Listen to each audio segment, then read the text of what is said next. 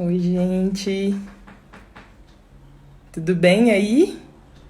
Vocês estão conseguindo me ouvir bem? Deixa eu ver se...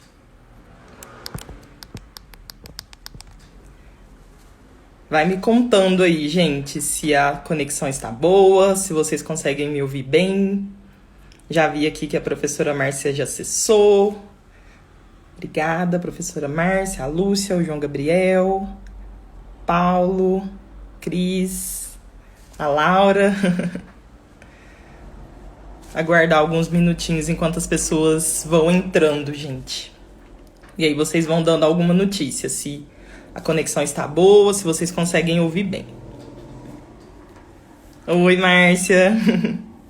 Já te chamo. Oi, Theo.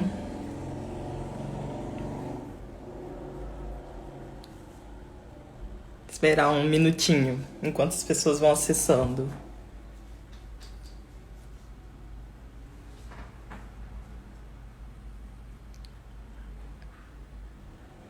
Eu estou bem nervosa, mas eu acho que vai dar tudo certo.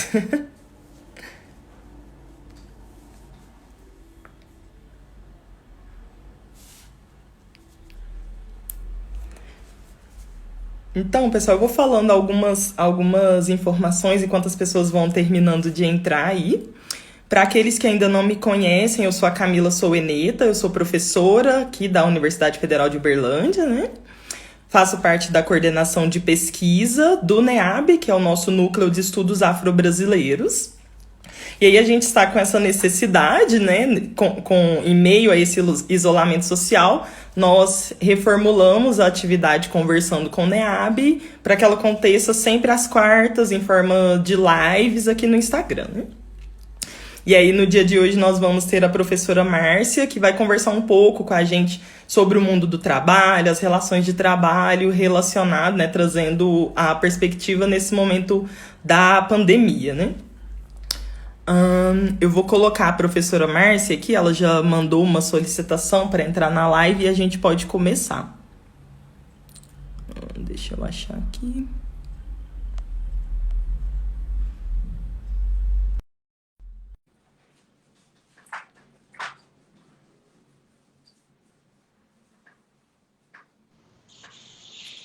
Oi, Olá, professora Márcia. Tudo bem? tudo bem? Tudo bem, vocês? Tudo ótimo. Você consegue me ouvir bem? Eu estou ouvindo. Vou aumentar só um pouquinho o volume. Vamos ver, acho que sim. Pode Que falar. bom. Então, primeiramente, eu vou agradecer mais uma vez, Márcia, professora, em nome do NEAB, o seu aceite para estar aqui conosco, né, falando de um tema tão importante para esse momento. E antes de começar, eu gostaria de brevemente apresentá-la àqueles que estão nos ouvindo, né? Tá certo. A professora Márcia Leonora Orlandini, ela é professora aqui na Universidade Federal de Uberlândia, na Faculdade de Direito, na FADIR. E a professora Márcia coordena a Clínica de Enfrentamento ao Trabalho Escravo, né? Ela é aposentada do Tribunal Regional de Trabalho, aqui da Terceira Região. E a experiência da professora Márcia na área de direito do trabalho, direito coletivo do trabalho, direito sindical, contratos de prestação de serviços e terceirização. Então, dando continuidade, professora Márcia, antes de entrar especificadamente no tema, eu gostaria que você apresentasse brevemente para nós a clínica de enfrentamento ao trabalho escravo. Tá certo.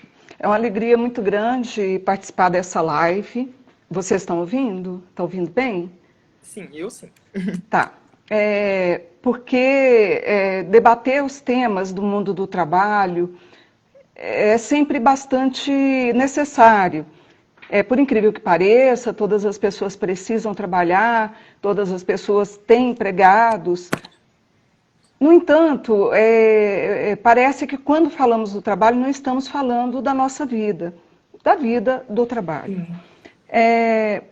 Como professora de Direito do Trabalho da UFO e depois de toda a vivência da minha vida como advogada sindical, como advogada de questões trabalhistas individuais também, como servidora do Tribunal Regional do Trabalho, onde me aposentei e já sou professora da UFO há 26 anos, 27 anos, sempre nesta área.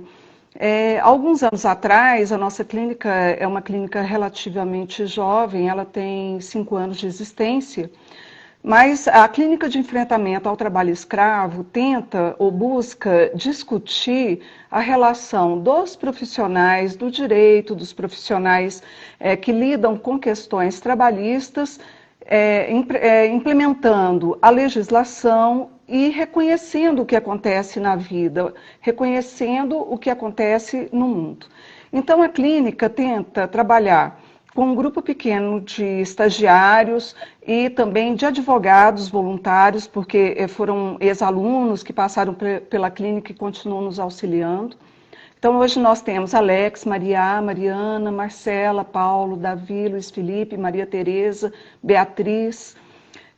E esse grupo trabalha com ensino, pesquisa e extensão, tentando, primeiro, utilizar da ideia de clínica, que é enxergar a outra pessoa desde o ponto de vista dele, não do nosso ponto de vista legalista, do nosso ponto de vista relacionado à aplicação da lei, vendo as necessidades, entendendo o que seria esse mundo do trabalho e auxiliando com cursos, esclarecimentos e trabalhando com os conceitos do que é a escravidão contemporânea, né? Então, o trabalho análogo ao de escravo, previsto no artigo 149 do Código Penal, e trabalhando com temas de dignidade, a dignidade do trabalhador, do trabalho digno, né? E o porquê, qual a razão das pessoas se colocarem na situação de escravidão.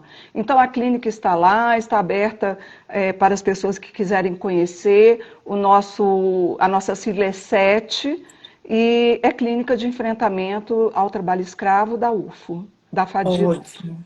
Obrigada, professora. Eu pedi para você apresentar, porque muitas das vezes, dentro da dinâmica da universidade, são tantas coisas que às vezes nós não conhecemos, né? Trabalhos tão importantes como esse da clínica, né? Então fica o convite para as pessoas conhecerem, né? A Sim, clínica, né? Estão nas redes, enfim, Estamos. Que possamos pensar em outras parcerias futuramente também. Exatamente, Obrigada. eu agradeço muito. Imagina. Bom, gente, de um modo geral, eu acho que nós estamos até um pouco cansados, assim, de tantas informações relacionadas à pandemia, né? Nós temos os índices, nós temos os números de infectados, várias informações correndo. E aí um ponto de preocupação nesse contexto é sobre quando isso acaba e os aspectos relacionados às relações de trabalho, né? Dessas pessoas que estão sendo diretamente afetadas por uma crise econômica que já existia e que agora ela vai ficar um pouco mais complicada e acentuada em virtude dessa crise na saúde, né? E aí eu trouxe alguns dados bem pontuais, só para fins de contextualização. A gente tem que os dados mais recentes do IBGE mostram que no Brasil nós temos cerca de 6 milhões e 200 mil trabalhadores domésticos. O que seriam esses trabalhadores domésticos?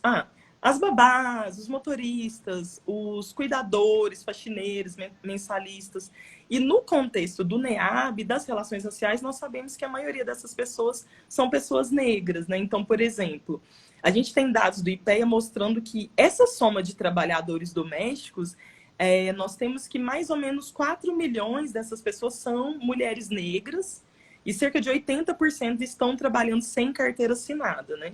Nós temos também que em novembro de 2019, o Brasil tinha cerca de 47% dos trabalhadores informais sendo pessoas negras, sendo 64% dos desempregados sendo também pessoas negras. E essa parcela da população, as pessoas negras, são 75% daqueles que têm os menores ganhos. Então, por que essa discussão do trabalho é muito interessante para nós que estamos no contexto do NEAB? Porque se a gente está refletindo que estamos num momento em que pensar mundo do trabalho e pandemia é algo muito desafiador, se torna ainda mais complexo e desafiador no contexto de vida e de trabalho das pessoas negras. Então, por isso que é muito importante refletir, de um modo geral, sobre as questões do trabalho em meio à pandemia, já que para as pessoas negras isso é muito desafiador, né? Então, professora Márcia, eu tenho, para iniciar, duas perguntas mais gerais, para que depois a gente entre especificadamente nesse momento de pandemia e isolamento social. Ok. Então, primeiro eu gostaria de saber de você, com toda a sua bagagem de experiência, né, nesse campo, se você acredita que no Brasil nós temos muitos direitos trabalhistas. E de que forma pensar essa questão de direitos trabalhistas impacta na nossa economia. Certo. Vamos lá. Existe um folclore, né, que foi divulgado de uma forma muito ampla, de que, primeiro, os direitos trabalhistas no Brasil seriam excessivos e que, em função do excesso de proteção, de legislação, de observações que têm que ser implementadas pelos empresários, o Brasil estaria travando um desenvolvimento maior, né, um desenvolvimento econômico, empresarial e etc. A nossa CLT é da década de 40 e ela foi implementada dentro de um contexto político da gestão de Getúlio Vargas. E se a gente considerar que os direitos do trabalho previstos nos quase 1000 artigos da CLT, ainda assim, não protegem, como você, professora, acabou de relatar, 80% de trabalhadores domésticos que trabalham sem nenhum direito, sem a carteira assinada, sem observância das normas de segurança, dos direitos previdenciários e etc. E se a gente considerar que a maioria dos trabalhadores brasileiros, se a gente pensar num contrato, né, que necessita de duas partes que vão assiná-lo ou firmá-lo de uma forma equilibrada. E se a gente pensar que o trabalhador brasileiro é hipossuficiente, ou seja, que seria uma pessoa impulsionada pela necessidade de alimentação, necessidade de cuidar da família, de pagar as contas, de cuidar da saúde, etc., essa relação é desigual.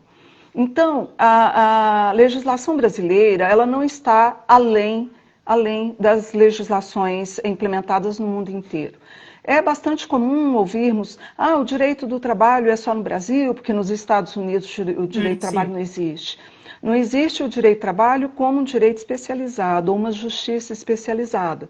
Mas mesmo nos Estados Unidos, com toda a política liberal que eles têm, né, em relação aos contratos e etc., ainda assim o direito do trabalho lá é bastante forte. Tanto o é que agora, na época da pandemia, né, o governo americano implementou uma política de entrega de cheques que vão chegar em casa, considerando que as pessoas vão ficar sem trabalho. Então, existem sindicatos fortes, existe o direito coletivo e etc. No Brasil, nós não temos excesso de direito do trabalho. Na verdade, nós temos a proteção mínima, que vai dentro de toda essa estrutura do direito do trabalho, seja ele individual ou coletivo, tentar trazer um certo equilíbrio para essa balança contratual. Para este contrato que vai ser firmado entre um empregador, que é o dono do negócio, que é a pessoa que tem o risco do negócio, porém assume também o lucro, né, que não é dividido com o trabalhador, e nós temos, dentro da nossa Constituição Federal, também ressalvado, resguardado o direito dos trabalhadores, no sentido de que a empresa também cumpra a sua função social. Então, nós não temos, em absoluto, um excesso de trabalho. Ótimo, obrigada. De direitos trabalhistas. Né? A gente sempre fica, é muito bom ouvi-la, porque a gente sempre fica com a gente tem esse discurso, né, de que nós temos muito direitos trabalhistas aqui no Brasil. Obrigada pela explanação. E ainda nesse contexto, Márcia, eu estou me lembrando aqui que na sua fala você falou algo sobre a sua experiência com a advocacia sindical, né? E aí eu fico pensando que se a gente pensar nas reformas antidemocráticas do Estado que vem acontecendo, foram aprofundadas, digamos assim, no governo Temer, a gente percebe que há uma política antissindical, ainda que ela não esteja de forma muito, não esteja explícita lá na agenda da reforma trabalhista, nós entendemos, acredito que podemos entender como políticas sequenciais de enfraquecimento financeiro, do papel social, político, sobretudo institucional, né, desses sindicatos. E eu gostaria que você falasse um pouco sobre a importância dos sindicatos nesse contexto, né, e como que você analisa esse ataque vivenciado, né, às organizações que são organizações de trabalho para os trabalhadores, né? Certo. Vamos lá.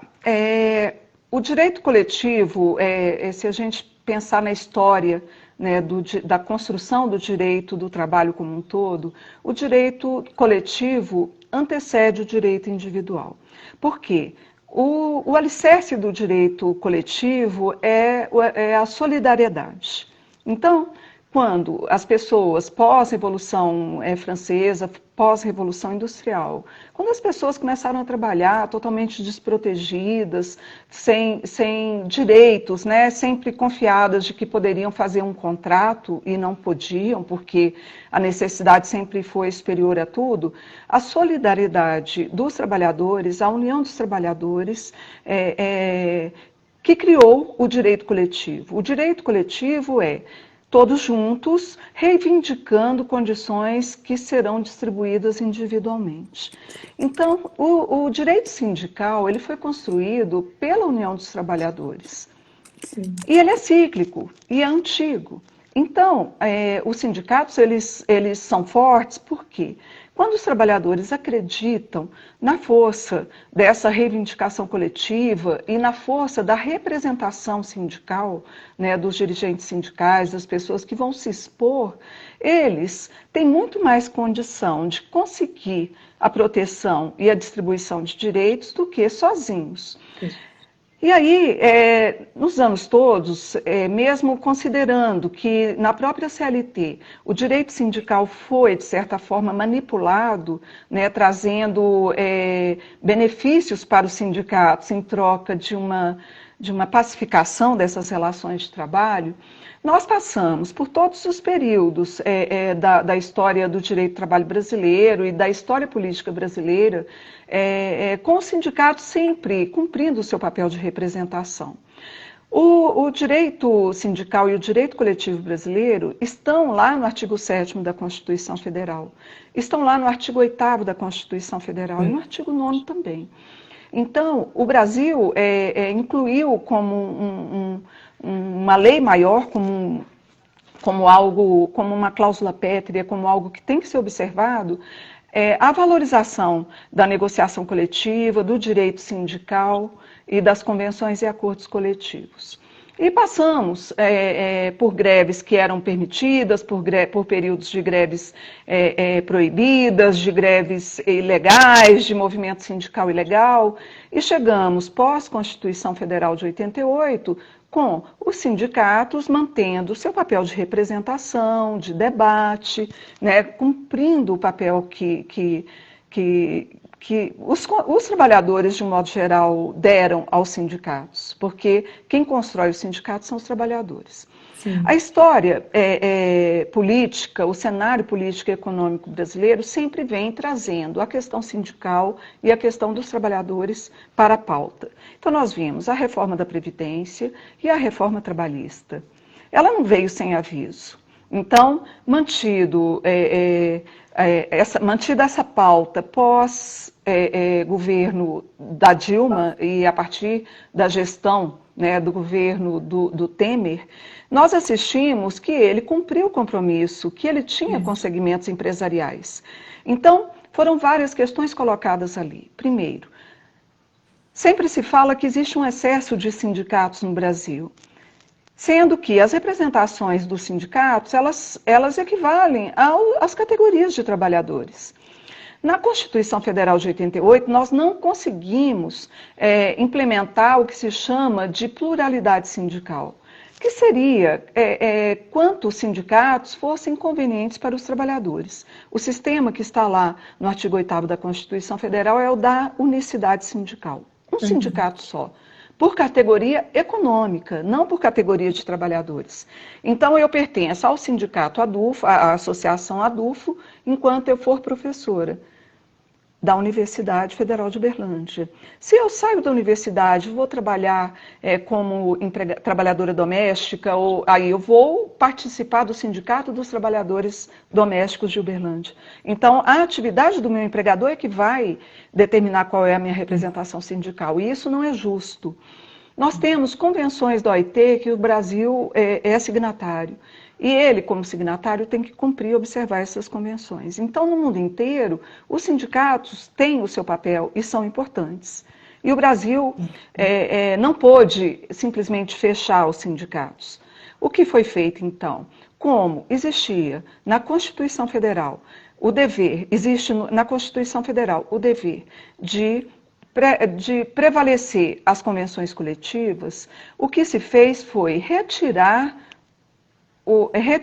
a compulsoriedade do chamado imposto sindical, né? E foram criados entraves para que os sindicatos não recebessem as contribuições dos trabalhadores. Dessa forma, muitos sindicatos ficaram inviabilizados. Eles ficaram sem dinheiro para manter as suas atividades sindicais normais. Essa questão sindical influenciou, de certa forma, porque boa parte da reforma trabalhista implementada pela Lei 3.467 em 2017, ela fala o seguinte: salvo negociação coletiva, de acordo com a convenção coletiva, acordo coletivo, com a negociação coletiva. Então, eles implementaram uma reforma flexibilizando vários direitos trabalhistas em áreas bastante sensíveis, como a área da duração do trabalho, a proteção ao trabalho, a jornada do trabalho, a segurança e medicina do trabalho. Essas áreas foram flexibilizadas e eles deram a opção de que o sindicato possa negociar condições de trabalho, inclusive fora do previsto na legislação. Só que estamos falando de sindicatos que estão desorganizados, né? De sindicatos que não têm a sua representação forte, muitas vezes desacreditados, porque foi um trabalho feito também. Os sindicatos têm sua culpa, mas o poder público, a imprensa, muitas vezes, divulgaram questões negativas em relação ao trabalho dos sindicatos. Então, a reforma trabalhista, a partir do ano de 2017, apesar dela ter iniciado um pouco antes, de forma um pouco mais sensível, visa desregulamentar e flexibilizar as normas trabalhistas. E os trabalhadores sozinhos vão acabar enxergando que, sem a representação dos sindicatos, eles vão acabar cedendo. Né? Eles vão acabar assinando contratos muito frágeis, abrindo mão dos seus direitos. Inclusive, veja bem, tem um artigo na reforma trabalhista que foi incluído na CLT que criou a figura do trabalhador hipersuficiente. Basta que ele ganhe um pouco mais de R$11.000 e ele pode abrir mão de todos os direitos trabalhistas sem consequência, como se ele fosse uma pessoa que ganhasse muito bem e, ganhando muito bem, ele pode aceitar, né, não receber os direitos das convenções coletivas, não receber os direitos, a integralidade dos direitos previstos na lei. E aí, nessa leva, a gente vê a terceirização totalmente legalizada. Então, hoje as empresas podem trabalhar sem nenhum funcionário. Os trabalhadores que trabalham, às vezes, com contrato de exclusividade, porém, veja bem, eles são pessoas jurídicas. Então, uma empresa de uma pessoa só que trabalha para o empregador, e várias figuras que foram aparecendo que demonstram essa fragilidade imposta, né, para o direito do trabalho. Perfeito, perfeito. Eu acho que com essas duas perguntas a gente consegue ter um panorama geral, né? Nossa, muito interessante pensar essa figura dos sindicatos, né? Tão importante e ao longo do tempo foi sendo tão enfraquecida, né? É verdade. Acho que agora a gente tem um panorama, né, geral, como eu disse, para a gente pensar o momento que estamos vivendo, né, professora Márcia? Sim. Então, trazendo para hoje, a primeira pergunta que eu te faço é: como que esta pandemia, esse isolamento social, afeta a relação de trabalho? Tá. A pandemia, ela surgiu, talvez não tão repentinamente, né, mas ela foi reconhecida como pandemia em 11 de março de 2020, pela OMS. E a Organização Mundial de Saúde, ela, reconhecendo a Covid-19 como uma pandemia mundial, impulsionou atitudes dos estados, né, no sentido de que eles protegessem a sua população e impedissem essa propagação, né, indiscriminada ou descontrolada da Covid-19. Aqui no Brasil, nós temos basicamente 3 medidas provisórias que afetam o mundo do trabalho. A medida provisória 927, a 936 e a 944. O Brasil, vamos lá, trouxe o decreto legislativo número 6 de 2020, logo em seguida. Foi em março ainda de 2020, e esse reconhecimento do estado de calamidade pública, primeiro, facilita ou determina, né, que o governo brasileiro possa fazer assumir vários riscos, extrapolar vários limites e determinar ou possibilitar que as empresas, num primeiro momento, agissem de uma forma amparada pela lei em relação aos seus empregados. A primeira medida provisória bastante específica nessa questão do mundo do trabalho foi a 927. Sim. Foi nela que a gente viu as possibilidades da suspensão do contrato de trabalho, da flexibilização das relações de trabalho, do reconhecimento ou da possibilidade do trabalho em home office ou teletrabalho, pessoas que pensavam que não podiam viver sem trabalhar, de repente foram obrigadas a se colocar dentro de casa, fechadas, sem saber se iriam receber os salários ou não. Por quê?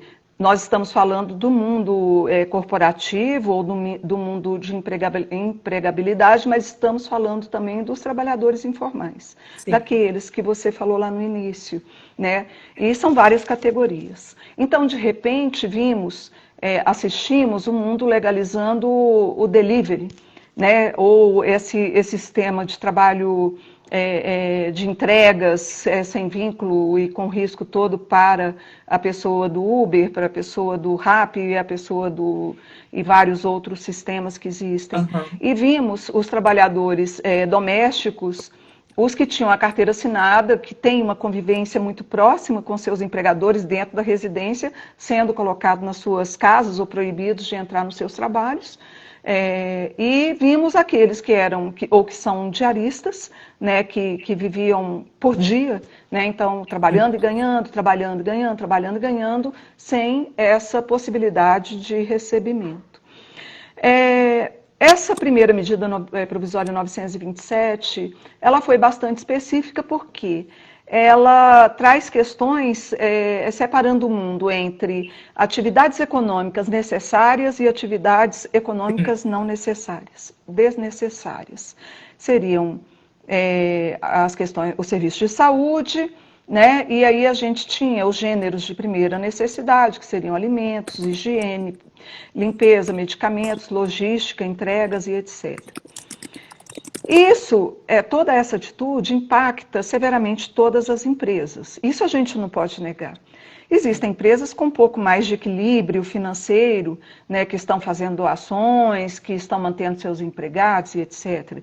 Mas nós temos empregadores que não tinham, naquele momento, nenhuma condição, nem de cumprir ou honrar com seus compromissos, e nem de cumprir ou honrar com os compromissos com seus empregados. Então, são mundos que estavam unidos num primeiro momento e, de repente, foram dissociados, né? Como se cada um tivesse que cuidar da sua própria vida e tentar resolver os seus problemas pessoalmente. O que a gente viu é que Essas atitudes do governo brasileiro e das empresas, né, primeiro pela 927, depois pelas demais, nós encontramos não esse direito do trabalho com excesso de direitos, que a gente falou agora mesmo. A gente encontrou um direito do trabalho despreparado, que não estava preparado para nenhuma situação fora daquela rotina que estávamos acostumados. Então, despreparado normativamente, nós não tínhamos nenhuma legislação que pudesse prever essa situação, né, que foi apresentada dessa forma para a gente. Então, não haviam respostas imediatas para os problemas que foram colocados aí. Dessa forma, a gente tem que separar esse mundo em duas partes. Primeiro, você me perguntou sobre alternativas trabalhistas, né, em relação ao isolamento, ao enfrentamento desse estado de calamidade pública e de emergência à saúde pública que veio com o Covid-19. Primeiro, a medida provisória 907, que foi a primeira, ela tratou do mundo do trabalho. Então, a gente vê que nós temos as questões da saúde, das prioridades, dos respiradores, do trabalho nos hospitais e etc. Mas o problema mais grave, o problema mais incisivo era dar condições para que as empresas pudessem parar completamente e dar condições para que os trabalhadores pudessem também ficar em casa, trabalhar à distância, se adaptar a uma nova realidade ou, quando não fosse possível, ficar sem trabalhar. Então, a medida provisória, ela traz várias possibilidades, como, por exemplo, pagamento de 13º para aposentados e pensionistas, e isso foi pago em março, da primeira parcela. Outra situação. Colocar o trabalhador de férias em sistema de férias coletivas, em férias individuais, sem observar os prazos que já estavam estabelecidos lá, ou colocar o trabalhador de férias, mesmo que ele não tivesse férias vencidas para usufruir, quantos períodos fossem necessários. Permitiu antecipar feriados. Permitiu que as pessoas fossem colocadas no trabalho, no sistema de home office ou teletrabalho, sem observar nenhuma das formalidades legais.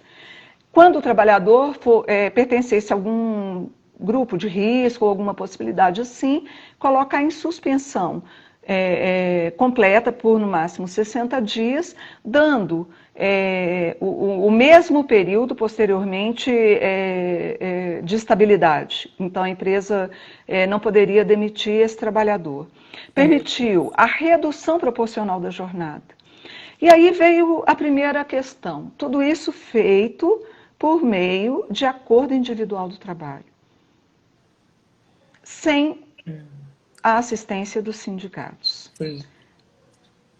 Os sindicatos são esses sindicatos que talvez não estejam funcionando na sua normalidade, que não têm um relacionamento muito saudável, né, com as empresas ou com grupos de empresas. Então, os sindicatos teriam que depois receber cada um desses contratos individuais e convocar uma assembleia e homologá-los. E aí depois foi avaliado que isso não seria possível. Cada acordo desse passaria a valer a partir do momento da assinatura. E os sindicatos poderiam depois talvez tentar melhorar essa situação. Sendo que, como que o sindicato vai implementar uma assembleia? Assim como a gente está fazendo essa live, as pessoas vão entrando e opinando, como que o sindicato que não está preparado, né, para resolver questões não presenciais, poderia resolver cada uma dessas questões. Mas aí tudo isso veio, inclusive o artigo 18, que foi revogado no dia seguinte, ele valeu algumas horas, né, que permitia a suspensão do contrato de trabalho por 4 meses, sem pagamento de salário, desde que o empregador fornecesse um curso online para a pessoa que ficasse em casa por 4 meses.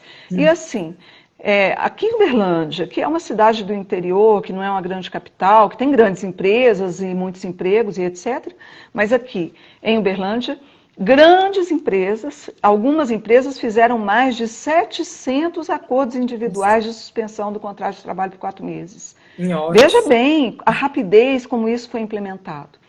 Então, talvez, e assim, se a gente considerar que a medida provisória não conseguiu separar empresas que estão em condições financeiras, que estavam em condição financeira boa, né, cumprindo com as suas obrigações, tendo um lucro razoável, de empresas que foram afetadas.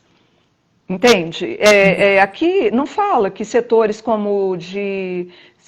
vamos lá, nós estamos em casa e estamos fazendo a live usando a internet. Então, quem que está em casa que vai ficar sem utilizar a internet? Então, essas empresas de telecomunicações, elas são empresas que talvez não tenham sido afetadas. Não é verdade? Então, Sim. várias empresas de telemarketing, etc. Então, a medida provisória não trouxe nenhuma separação ou distinção entre situações distintas. E nós vimos, aqui, fui solicitada pela clínica para fiz um parecer e tentei ajudar estagiários. Os estagiários, muitos continuaram trabalhando, indo para o seu local de estágio, eles não tinham nenhum direito em relação a nada, porque o que existia era apenas uma orientação do Ministério do Trabalho em relação aos estagiários. Muitos foram demitidos, muitos continuaram trabalhando, se expondo, no mesmo lugar que todos os trabalhadores foram colocados em casa. Né? Então, toda a sistemática, né, a forma como lidamos com essa questão da pandemia, ela foi, de certa forma, uma surpresa, mas as empresas foram minimamente amparadas. Por quê? Muitas empresas também não conseguiram utilizar dos benefícios que foram concedidos. Então, muitas não conseguiram os empréstimos, muitas não conseguiram implementar a suspensão do contrato de trabalho, porque não tinham crédito ou porque não tinham condições para receber esses benefícios dos bancos oficiais, certo? Então, os trabalhadores, eles foram... Aí chegou na parte que eu gostaria de falar. Mesmo considerando que a empresa ela é obrigada a suportar o ônus, né? Então é a livre iniciativa privada, ela é responsável constitucionalmente pelas questões do trabalho, então o valor social do trabalho está ali unido de uma forma indissociável do lucro, né? Do funcionamento da empresa, mas os trabalhadores foram afetados e serão afetados quando tudo isso passar. Quando tudo passar, né? Nossa, muitas coisas. E, Márcia, outra coisa, enquanto você foi falando, eu fui pensando em outras categorias, né? Os trabalhadores, por exemplo, autônomos, informais, aqueles que estão na agricultura familiar, por exemplo, né? O próprio trabalhador doméstico, né? Que a gente já falou um pouco. A gente viu, então, está havendo, né, uma grande discussão em relação a esse abono emergencial, né? Que o governo disponibilizou, de R$600 a R$1.200 por família, em decorrência exatamente disso, né? Dessa queda de renda, né, inesperada devido à suspensão das atividades, né? Uhum. Então, professora Márcia, o que eu penso? Assim, o que eu gostaria de saber de vocês? Se essas medidas, né, por exemplo, a questão do abono, se elas são realmente universais e suficientes, e se a gente consegue fazer uma análise do ponto de vista dos operadores do direito trabalhista mesmo. Tá. Vamos lá. Nós temos que considerar que o Estado brasileiro tem obrigação de dar esse amparo social. Então, faz parte dos nossos direitos previstos na Constituição Federal, no artigo 5º, no 6º, no 7º, no sentido de que não é uma dádiva, não é um amparo, é uma obrigação. Uma obrigação porque o Estado tem responsabilidades bastante específicas, responsabilidade econômica, social, sanitária, né? É a questão de saúde. A ideia inicial do governo era implementar o auxílio de R$ 200. R$ 200, né? Considerando que R$ 200 seriam suficientes para a pessoa se manter em casa, sustentar a sua família, desde que ela cumprisse alguns requisitos. Nesse momento, não deveria fazer parte dos nossos pensamentos se as pessoas receberam devidamente ou indevidamente esse valor. O valor foi alterado para R$ 600. Cada autônomo, né, cada pessoa da agricultura familiar, cada pessoa que perdeu a sua renda e essa pessoa era autônoma, essa pessoa não tinha vínculo empregatício, não estava inserida em programas, em outros programas de conotação social. E R$ 1.200 valorizando a mulher, né, que como chefe de família, como a pessoa que cuida da casa, que sustenta filhos e leva todos os valores que recebe para a sua casa, que seriam valores que poderiam manter uma família. Esse auxílio emergencial ele foi concedido avaliando com o número do CPF um cadastro ou fazendo um cadastro que o governo não tinha. Então não existe um cadastro de trabalhadores informais ou de trabalhadores autônomos ou de brasileiros que necessitassem desse valor. São 3 parcelas de R$ 600, são 3 parcelas de R$ 1.200. Se a gente considerar, aí é um pouco da sua área também, né, que o salário mínimo, após sofrer os descontos, né, o desconto do INSS, o desconto do Vale Transporte, etc., deve sobrar para o trabalhador algo em torno de quanto? De 800, 900 reais. Quando a pessoa tem a carteira assinada, o valor de R$ 600 não é um valor suficiente para manter as necessidades, mas ele é um valor próximo do salário mínimo líquido, do valor que a pessoa recebe líquida, o valor líquido que o trabalhador recebe após sofrer os descontos legais quando ele trabalha com a carteira assinada. E o valor de R$ 1.200 é um valor um pouco maior. Então, não é um grande valor, mas é uma ajuda. É realmente uma ajuda, e essa ajuda não é uma esmola. Essa ajuda não é algo que foi concedido de forma aleatória. Na verdade, é uma orientação da Organização Mundial de Saúde e foi uma diretriz seguida por todos os países do mundo. Então, todos fizeram, e fizeram muito mais que isso. Todos os países implementaram o auxílio emergencial, né, para que as pessoas pudessem se manter em casa, né, com o mínimo aceitável, então talvez não pagando a conta de luz, talvez não pagando a conta de água, sabendo que não vão sofrer o corte, mas tendo pelo menos o mínimo para manter a casa, comprando a cesta básica ou com esses alimentos mínimos, né, e necessários. Agora, são 3 meses que seriam uns 3 meses de ascensão e queda, né, dessa pandemia aqui no nosso país. Talvez, penso que até junho e julho, a gente não consiga voltar, né? Voltar à normalidade, voltar ao pleno emprego, aumentar os níveis de empregabilidade. Mas, de qualquer forma, esse auxílio, do ponto de vista jurídico, ele é quase que irrelevante, porque ele não traz vinculação nenhuma. Ele é um auxílio social. Agora, do ponto de vista social, ele é importante, assim, ele é totalmente necessário para que as pessoas possam se manter. Agora, os problemas são pessoas que receberam indevidamente porque não tinham a necessidade de acordo com os requisitos que foram colocados. Então, pessoas que talvez tenham feito uma autodeclaração falsa, né, que podem eventualmente ser denunciados ou constatado que tinham uma condição financeira totalmente estável, que tinham ganhos que eram ganhos regulares e fixos e que foram atrás dos R$ 600. E, lamentavelmente, o que a gente tem assistido, né, de pessoas que precisam muito, porque se uma pessoa não precisa dos R$ 600, não ficaria horas numa fila, no sol, se expondo ao contágio, né, do vírus, à humilhação e à indignidade de ficar ali na fila do banco, né, sem nenhuma resposta.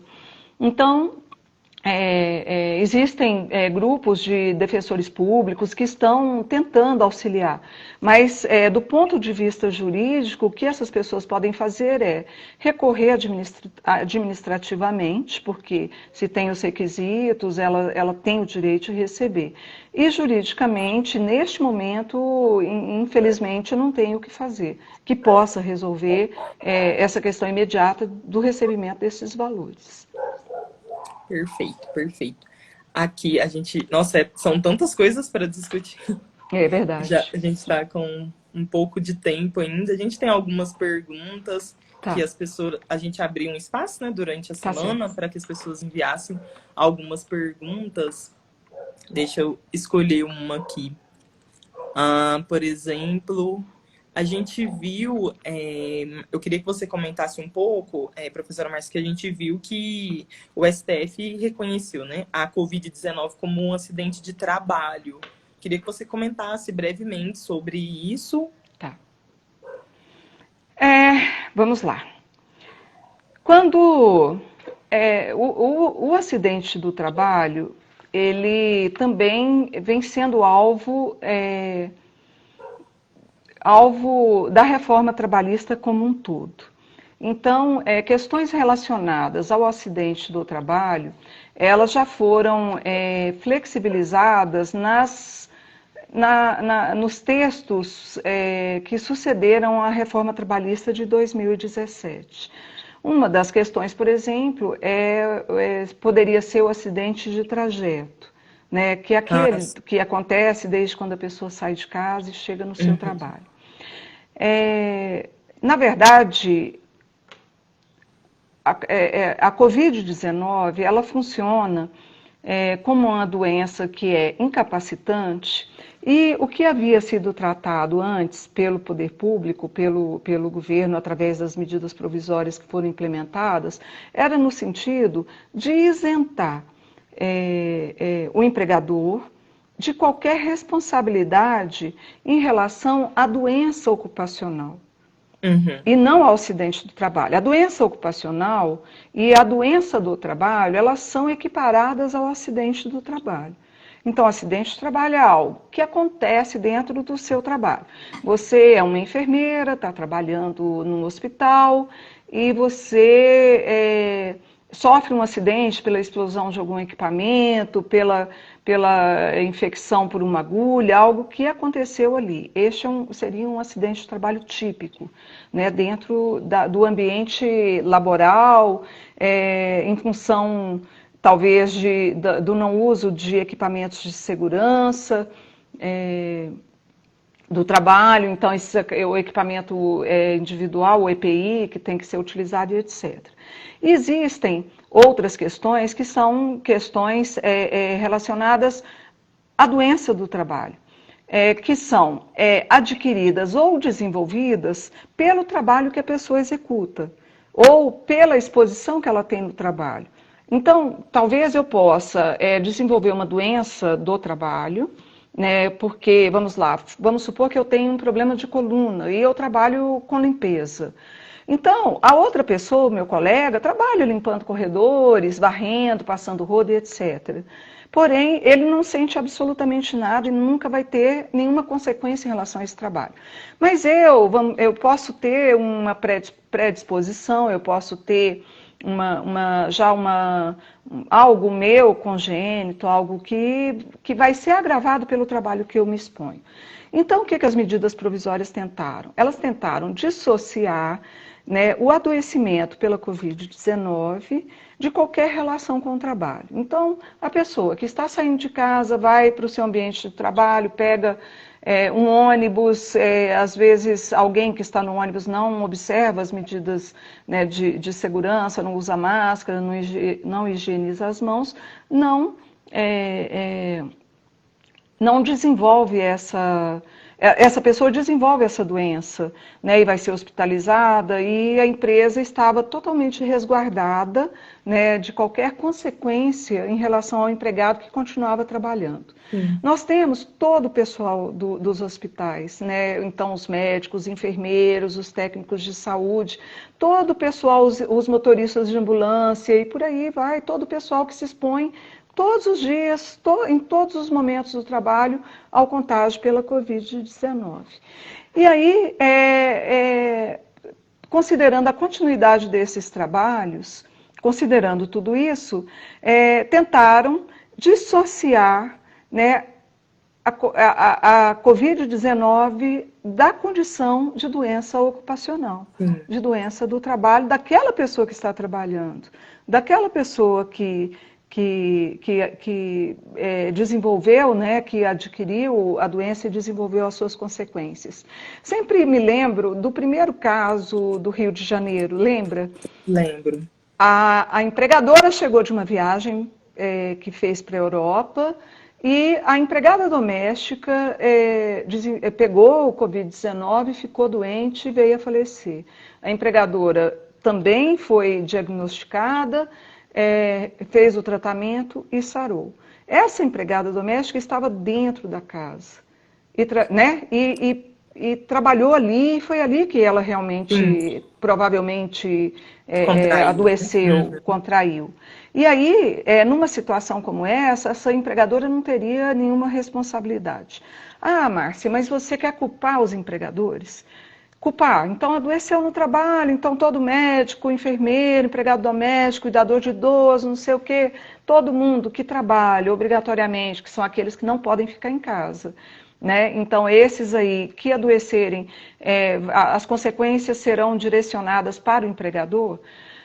Não necessariamente. Não é porque se considera um acidente do trabalho, uma doença né, ou ocupacional, uma doença do trabalho, que as consequências serão consequências financeiras. Mas muitas vezes o empregador não forneceu os equipamentos, não instruiu né, esse empregado na melhor forma de trabalhar, desenvolver o trabalho. E nós temos as consequências diretas da Covid-19, nós temos também o pessoal que está trabalhando em casa sem nenhum equipamento de proteção individual, né, sem as condições ergonômicas adequadas, e são várias questões que o empregador tem que se atentar. Então, o STF falou o seguinte, sim, a responsabilidade é uma responsabilidade objetiva. Acidente, é equiparado ao acidente do trabalho. E foi uma decisão importante. Não é uma decisão inovadora. Não é uma decisão que surgiu agora. É uma tendência do STF em relação ao acidente do trabalho. Né? E já houveram outros casos que precederam a este, e aí, assim, foi importante manter esse ponto de vista, né, de considerar o acidente de trabalho no caso dessa questão do Covid-19. E posso falar mais um pouquinho? Uhum. Nós temos aqui em Uberlândia, 5 minutos, 6 minutos. Tá, rapidão. Nós vimos a polêmica em relação à abertura do shopping, né, dos shopping centers de Uberlândia. E aqui nós temos alguns grandes e alguns pequenos, e todos eles foram colocados na mesma situação. Nós vimos carreatas, eu ouvi, né, daqui de casa, porque eu não sairia daqui nem por outros motivos, mas carreatas de empregadores querendo abrir seus estabelecimentos. Né? Precisamos trabalhar, nós temos que trabalhar, e nós vimos os melhores exemplos, mas vimos também os piores exemplos em relação às determinações da OMS, do Ministério da Saúde, em relação ao Covid-19. Mas veja bem, o nosso prefeito ele foi pressionado, né, e atendeu, tanto que foi determinada a abertura dos shoppings a possibilidade de abertura para essa segunda-feira, se eu não estiver enganada. Sim. Mas qual que foi a consequência desse comitê que funciona aqui em Uberlândia? É de que os lojistas, os empregadores desses locais de aglomeração de pessoas assinassem um termo de responsabilidade assumindo a responsabilidade em relação ao risco, em relação aos trabalhadores, em relação aos consumidores e às pessoas que fossem trabalhar. E aí, na hora de assinar esse termo, houve uma dúvida. Eles não tiveram a coragem e a certeza para assinar esse documento. Entende? Então, é Entendo. claro que as pessoas têm consciência de que estão colocando a vida de outras em risco, né? E esse foi um Bom, exemplo relacionado ao acidente de trabalho. perfeito, perfeito. Bom, nós temos várias perguntas, várias. Eu acho que é um tema que é muito interessante, né? Chama muita atenção, já que somos trabalhadores, né, de um modo geral. Eu tenho só mais uma pergunta, se você conseguir responder bem rapidinho, que é, a gente está vendo essa dificuldade das pessoas em sacar, né, o auxílio emergencial, né? Será que você sabe nos dizer se existe algum tipo de orientação jurídica para essas pessoas que estão tendo essa dificuldade? Não tem, porque, assim, neste momento, o que fazer? Primeiro, tentar refazer o pedido. Então, as pessoas que não conseguiram, elas devem tentar refazer o pedido, né, reiniciar dentro do sistema ou, infelizmente, se dirigir Sim, à Caixa Econômica Federal. ótimo. As pessoas não estão trabalhando, então os defensores públicos, as entidades que podem auxiliar, elas não estão trabalhando, as pessoas não estão trabalhando para fazer o atendimento, esse atendimento presencial e auxiliar no preenchimento dos dados e etc. Então, infelizmente, é tentar realmente, junto à Caixa Econômica Federal, tentar resolver de alguma Tentar forma. resolver, né? Ótimo, entendi. Ótimo. Infelizmente. E bom, então, é isso, passa muito rápido, né, professora Passou. Márcia? É um tema muito amplo, como eu disse. Eu acho que a gente pode pensar em outros momentos para a gente continuar refletindo e conversando sobre isso. Eu acho que são informações Sim. que não estão tão acessíveis para as pessoas de uma forma geral, ainda que as pessoas trabalhem, elas não têm tanto acesso a esse tipo de informação.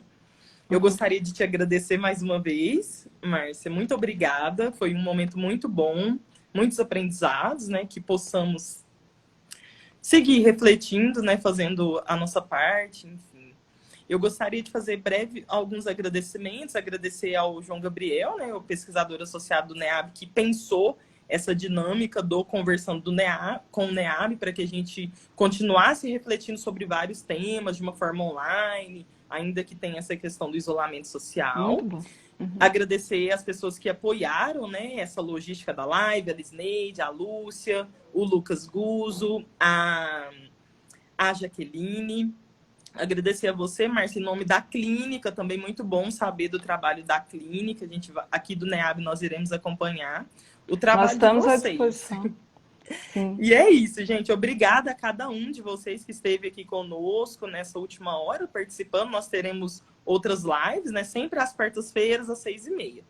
E Sim. essa live vai ficar salva nas nossas redes sociais. Eu vou compartilhar com você, Márcia, para que você certo. disponibilize nas redes sociais do SET também. Tá certo, Tudo bem? vou fazer. Uma boa noite. Eu agradeço mais, professora Camila. Muito obrigada pela oportunidade. Obrigada tá certo? a Eu estou à você. disposição, tá? Para consulta. A clínica tenta também fazer à distância, né? Cumprir o nosso papel. A gente continua fazendo as nossas reuniões. Tá certo? Bom, então. Agradeço muito. Muito obrigada, Márcia. Uma boa noite a todos e a gente se vê na próxima quarta, pessoal. Obrigada. Tchau. Tchau.